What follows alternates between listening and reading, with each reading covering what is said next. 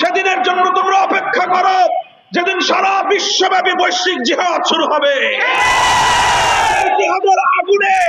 ইনশাআল্লাহ জারজ ইসরায়েল রাষ্ট্র জ্বলে পুড়ে ছারখার হয়ে যাবে। বিশ্ব নেতৃত্বের আসন থেকে আমেরিকা তোমার পতন ঘটবে ইনশাআল্লাহ।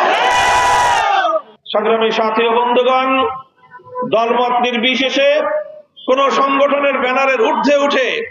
মুসলিম উম্মাহ হিসেবে, মুসলিম উম্মাহর এক একজন সদস্য হিসেবে এবং বাংলাদেশের একজন নাগরিক হিসেবে আজকে সারা বাংলাদেশে আমরা বিক্ষোভ প্রদর্শন করছি, আমরা রাজপথে নেমে এসেছি। আমরা হয়তো এই দূর বাংলাদেশ থেকে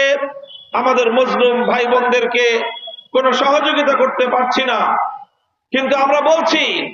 যদি এভাবে এই হত্যার ধারা অব্যাহত থাকে,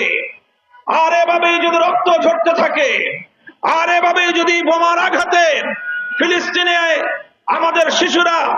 আমাদের বোনেরা, আমাদের বৃদ্ধ বৃদ্ধা বাবা মায়েরা হত্যাযজ্ঞের শিকার হতে থাকে, আমরা বর্তমানে শান্তিপূর্ণ নিয়মতান্ত্রিক উপায়ে আমরা আজকে আমাদের প্রতিবাদটুকু জানাবার জন্য এবং সারা দুনিয়াব্যাপী শান্তিকামী মানুষের সঙ্গে